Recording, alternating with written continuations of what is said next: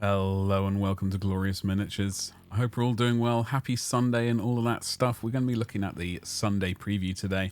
I'd just like to say thank you very much to everyone who's already subscribed. We have hit 1,000 subscribers today. It is a fantastic thing. Thank you so much.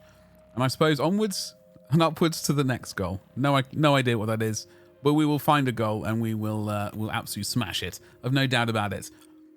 And without further ado, we'll check out the Sunday preview. Here we go. Get your fill of Age of Sigmar Battleforces and the new Warcry expansion. Ooh, that's sounding pretty good. Pretty good. Here we go. Next week. Hold on to your hats because the Christmas Battleforce rush is nearly here, alongside an avalanche of Warcry releases that include a new box set and numerous returning warbands. So let us scroll down. We're not going to click the video. I will put the link in the description so you can check this out if you're not able to check it out straight away, or if you want to check this video out as well. Let's start scrolling down. So Battleforce Daughters of Cain, Cainite Slaughter Coven. We have 27 miniatures within this box set. Show your support for that plucky morsel who pulled herself up by her snakeskin bootstraps with a small offering of precious Varanite to become a god. This Daughters of Cain Battleforce contains 27 miniatures, including a Slaughter Queen on Cauldron of Blood, which can be built in two other ways, plus a gaggle of slithering, flying, mountain, cavorting elves. So 27 miniatures. I don't know if we have a confirmed price for these. My brain is saying £125, but that is not based on anything at all. So we'll see what it is, I guess, next week. So we've got some snake ladies, we've got some flying thingamajiggles, we've got some horsey people, and some people just using their legs, as far as I can tell. Although they do seem to be rather acrobatic and jumping through the air.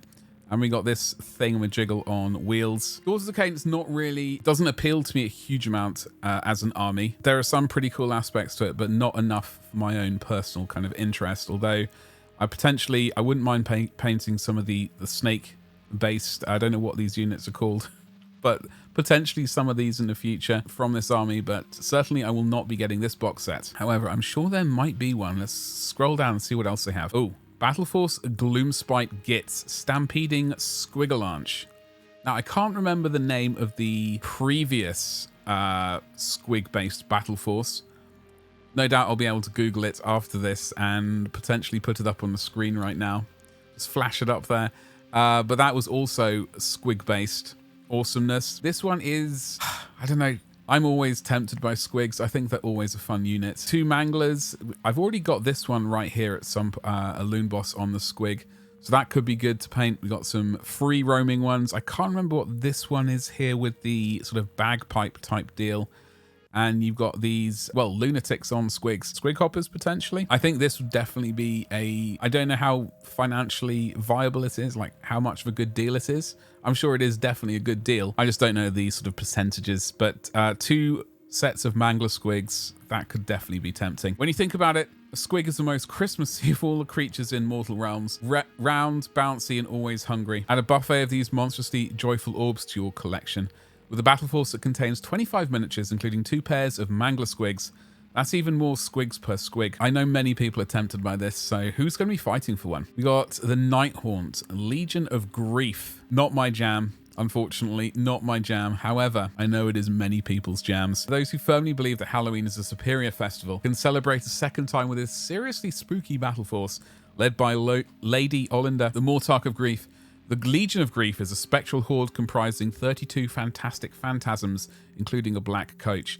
Black coach is, I would say, from this Battleforce, the thing which would hypothetically interest me the most. Not really a thing for me. I know many people obviously like Nighthaunt, so hopefully everyone can get their hands on it if they want one. Scroll down to the next one. What do we got here? We've got the Cruel Boys Swamp Lurkers. Okay, Cruel Boys are the new orcs on the block who prefer to use hard thinking to discover new ways to be downright mean. This Battleforce contains 15 miniatures, including an ornery killer boss on Corpse Ripper Vulture, an odious Snatcher boss on Sludge Raker Beast, and a bunch of foot sloggers. So weirdly, I remember when this came out, this clan, Auric War Clan, a couple of these miniatures were very tempting, but I never actually ended up purchasing any of them. I think it was this thing I was tempted by, and there's a larger, some sort of troll. This would definitely be a good starting point. Well, any of these would be a good starting point for an Age of Sigmar army, I suspect. I'd imagine the savings are all round about the same, whatever that may be. It's probably not for me though.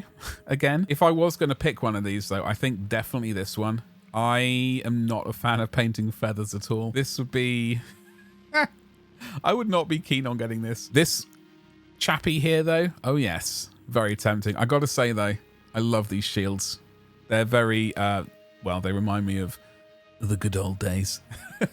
they're pretty awesome, these shields. Now let's scroll down to the next one. Oh, Skaven, the verminous host. Okay, this is where I'm going to run into trouble. Or I say my wallet. For the most bang for your buck, the verminous host contains a whopping 85 miniatures. Those hordes of clan rats and plague monks can act as meat shields for your craven leaders, while twisted storm fiends rain warp stone hell on your foes. I do technically have a Skaven army of sorts. It's Skyer based. So I've already got, I should clarify, they're all just grey plastic on the sprue currently. So, I've already got 6 of these though. So that would be 9. And the old Plague Monks, hell yes. I've already got the Bombardier geezer right here. And we've got some clan rats as well. And I don't have this. So this is definitely a temptation for me to some degree. We're going to have to see what the prices are on the day, though. I guess I'll have to, it'll come down to the wire. But this is definitely top of my list for the Age of Sigmar stuff. Unless they've put in a Free Guild box set, which I don't think they have.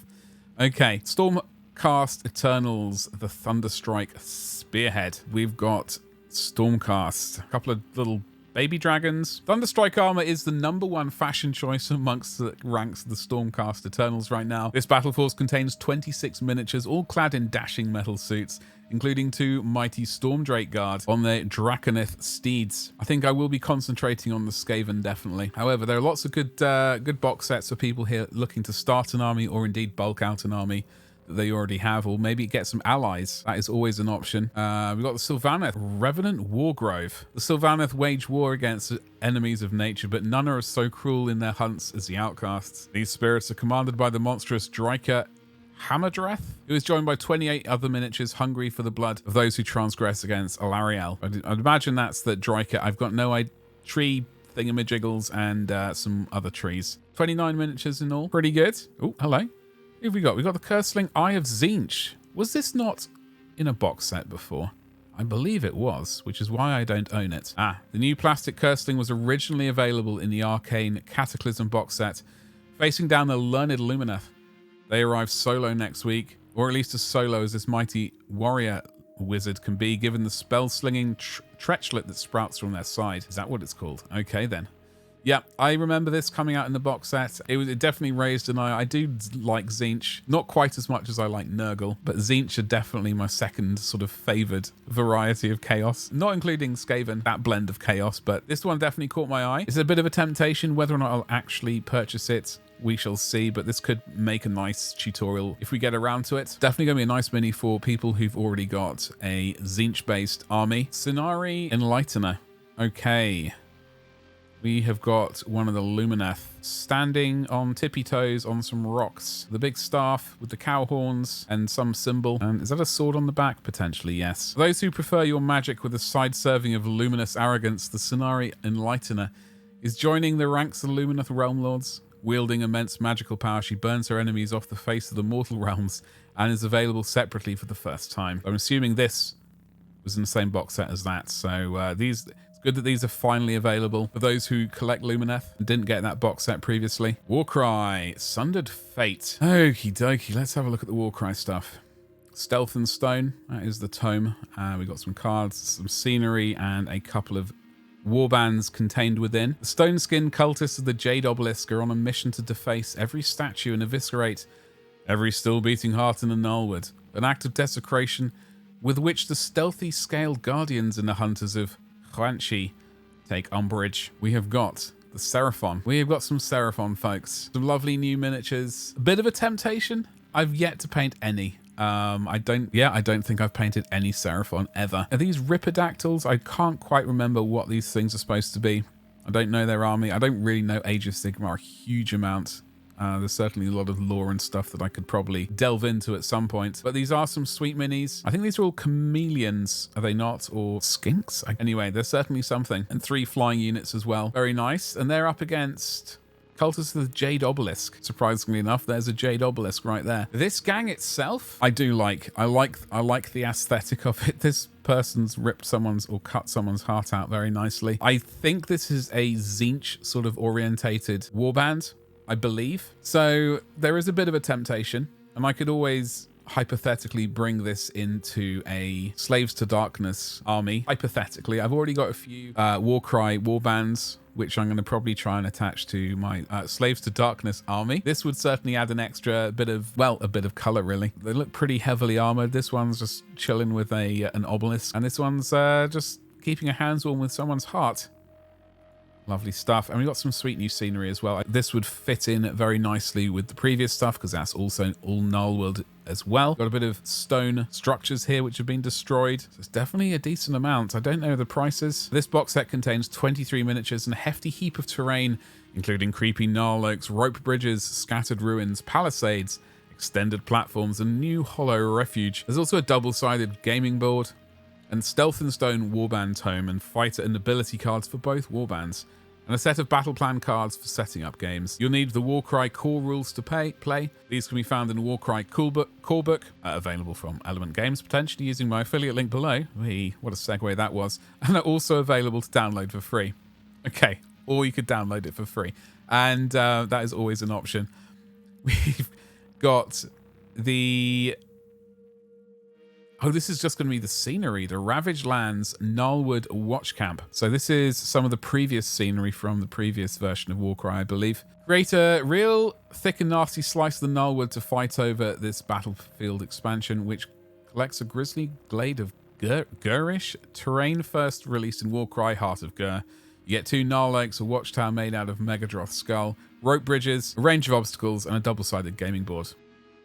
We've got the Horns of Hashut here. Break out the marshmallows. The Horns of Hashut are coming. This warband was first available in Warcry Heart of Gur and comprises of 10 miniatures, including Ruinators, Demolishers, one of whom is armed with a deadly Flame Hurler and Shatterers. They're also usable in Slaves to Darkness armies for Warhammer Age of Sigmar. That is a good bit of news for me. As I said earlier, I do have a fledgling Slaves to Darkness army based on the Start Collecting box set. These could be quite fun to paint. There's lots of flesh on display. I do like painting some various sort of bits of skin when I can, so there's always a chance to pick up some more stuff. Ideally though, what I would really like is to get just the miniatures. I don't really care about the cards itself. I'm gonna have to double check before this is released and see if they're released further on down the line without the cards. I believe they are. I just don't know how long I'd have to wait potentially. We've got some really nice minis here. Rotmire Creed. The Rotmire Creed are always on the hunt for the perfect pox to add to their alchemical repertoire. Released separately for the first time, this warband contains a Witherlord, a Bloated One, 2 Carrion Catchers,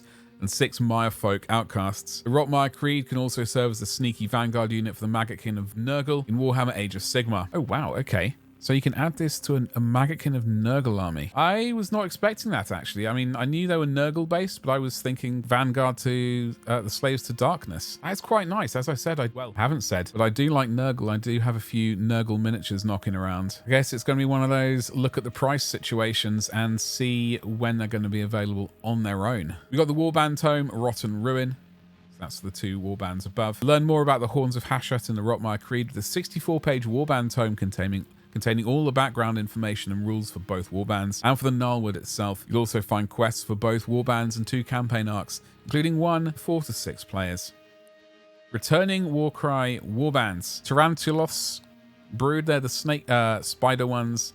K-Knight Shadow Stalkers. As I said, I'm not really hugely fond of K-Knight ones, but the helmets that they get access to, I think, are pretty snazzy. Corvus Cabal, they were the bird ones. I never actually purchased those. I've got 2 sets of Iron Golems. I think I've got Cypher Lords, and I've got 1 set of Splintered Fang, and I've got 2 boxes of the Untamed Beasts. I'm just thinking also for Necromunda, strangely. I'm looking at these and always sort of keep an eye vaguely on Necromunda as potential conversions. We shall see. The Dark Oath Savages, Cypher Lords, Signs of the Flame, Splintered Fang, Fire Tyrants, Dark Oath Savages, the Unmade, the Untamed Beasts. After a short hiatus, it took them a while to reach the Gnarlwood from the 8 points. The original Warcry warbands are all returning. You can pick up all of the 8 original warbands from the 8 Mortal Realms, plus the spidery Tarantulos Brood, the brutish Dark Oath Savages, and the Penumbral K-Knight Shadowstalkers. The whole gang is here. These updated boxes don't include fighter or ability cards. Excellent. All the rules you need are now available as a free download, and with rules for fielding these warriors in a Warhammer Age of Sigmar as well as Warcry, it'd be silly not to grab a few. That is very, very true. So this is what I'm interested in, getting just them on their own rather than with the actual cards. So if I scroll up here, I'm probably going to hold off from purchasing these until they're available without them. It's just a tiny bit more extra money that I'm never going to get any use from. So that is my reasoning there. Lots of interesting miniatures here within these to paint though. Returning Warcry monsters. Oh, hello. Tame a monster or two and add some spice to the battlefield with the ferocious fauna, the chaotic beasts, Fomoroid, Crusher, Mindstealer, Sphinx, and Ogroid Myrmidon are all being re-released.